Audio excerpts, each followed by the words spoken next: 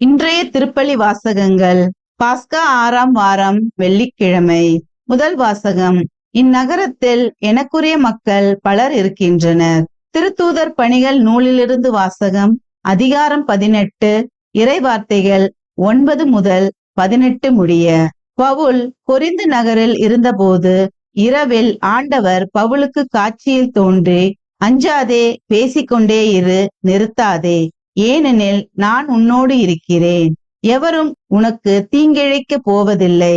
இந்நகரத்தில் எனக்குரிய மக்கள் பலர் இருக்கின்றனர் என்று சொன்னார். அவர் அவர்களுக்கு 1 ஆண்டு 6 மாதம் இறைவார்த்தையை கற்பித்து அங்கேயே தங்கியிருந்தார். கல்லியோ என்பவர் அக்காயா நாட்டின் ஆட்சியாளராக இருந்தபோது யூதர்கள் ஒருமித்து பவுலை தாக்கி அவரை நடுவர் மன்றத்துக்கு கூட்டிக் கொண்டு வந்து, இவன் திருச்சட்டத்துக்கு எதிரான முறையில் கடவுளை வழிபடுமாறு மக்களை தூண்டிவிடுகிறான் என்றார்கள். பவுல் பேச வாயெடுத்த போது கல்லியோ அவர்களை நோக்கி, யூதர்களே, ஏதாவது குற்றமோ பழிப்பாவமோ இருக்குமாயின் நான் பொறுமையுடன் உங்கள் வழக்கை கேட்டிருப்பேன். ஆனால் இது சொற்களையும் பெயர்களையும் உங்கள் திருச்சட்டத்தையும் பற்றிய சிக்கலாய் இருப்பதால் நீங்களே பார்த்து கொள்ளுங்கள். இதில் நடுவராயிருக்க நான் விரும்பவில்லை என்று கூறி அவர்களை நடுவர் மன்றத்திலிருந்து துரத்திவிட்டார். உடனே அவர்கள் அனைவரும் தொழுகை கூட தலைவரான சொஸ்தேனை பிடித்து நடுவர் மன்றத்துக்கு முன்பாக அடித்தனர். ஆனால் கல்லியோ எதையும் பொருட்படுத்தவில்லை. பவுல் பல நாள்கள் கொரிந்துவிலுள்ள சகோதர சகோதரிகளிடம் தங்கியிருந்தார்.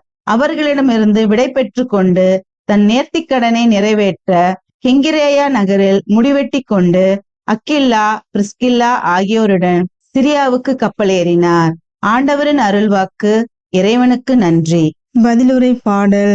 திருப்பாடல் 47. வசனங்கள் 1, 2, 3, 4, 5 மற்றும் 6. பல்லவி. கடவுளே, அனைத்து உலகின் வேந்தர் நீரே, மக்கள் இனங்களே, களிப்புடன் கை கொட்டுங்கள், ஆர்ப்பரித்து கடவுளை புகழ்ந்து பாடுங்கள். ஏனெனில் உன்னதராகிய ஆண்டவர் அஞ்சுதற்கு உரியவர், உலகனைத்தையும் ஆளும் மாவேந்தர் அவரே. பல்லவி. கடவுளே, அனைத்து உலகின் வேந்தர் நீரே, வேற்று மக்களை நமக்கு அடிபணிய செய்தவர், அந்நிய நாடுகளை நம் தாழ்பணிய வைத்தார். நம் உரிமை சொத்தை அவர் நமக்கு தேர்ந்து அளித்தார். அது அவர் அன்பு கூறும் யாக்கோபின் பெருமையாகும். பல்லவி. கடவுளே, அனைத்து உலகின் வேந்தர் நீரே, ஆரவார ஒளியிடையே பவனி செல்கின்றார் கடவுள். எக்காலம் முழங்கிடவே உயர ஏறுகின்றார் ஆண்டவர். பாடுங்கள், கடவுளுக்கு புகழ் பாடுங்கள், பாடுங்கள், நம் அரசருக்கு புகழ் பாடுங்கள். பல்லவி. கடவுளே, அனைத்து உலகின் வேந்தர் நீரே. நற்செய்திக்கு முன் வாழ்த்தொலி. அல்லேலுயா, அல்லேலுயா.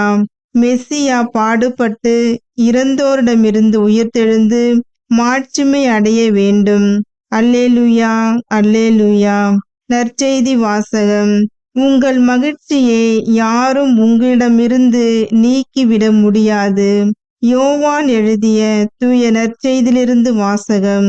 அதிகாரம் 16, இறை வார்த்தைகள் 20 முதல் 23 முடிய. அக்காலத்தில் இயேசு தம் சீடரை நோக்கி கூறியது, உறுதியாக உங்களுக்கு சொல்கிறேன், நீங்கள் அழுவீர்கள், புலம்புவீர்கள், அப்பொழுது உலகம் மகிழும். நீங்கள் துயர் உறுவீர்கள், ஆனால் உங்கள் துயரம் மகிழ்ச்சியாக மாறும். பிள்ளையை பெற்றெடுக்கும் போது தாய் தனக்கு பேறுகாலம் வந்துவிட்டதால் வேதனை அடைகிறார். ஆனால் பிள்ளையை பெற்றெடுத்த பின்பு உலகில் ஒரு மனித உயிர் தோன்றியுள்ளது என்னும் மகிழ்ச்சியால் தம் வேதனையை அவர் மறந்து விடுகிறார். இப்போது நீங்களும் துயர் உறுகிறீர்கள், ஆனால் நான் உங்களை மீண்டும் காணும் போது உங்கள் உள்ளம் மகிழ்ச்சி அடையும். உங்கள் மகிழ்ச்சியை யாரும் உங்களிடமிருந்து நீக்கிவிட முடியாது. அந்நாளில் நீங்கள் என்னிடம் எதையும் கேட்க மாட்டீர்கள். ஆண்டவரின் அருள்வாக்கு. கிறிஸ்துவே, உமக்கு புகழ்.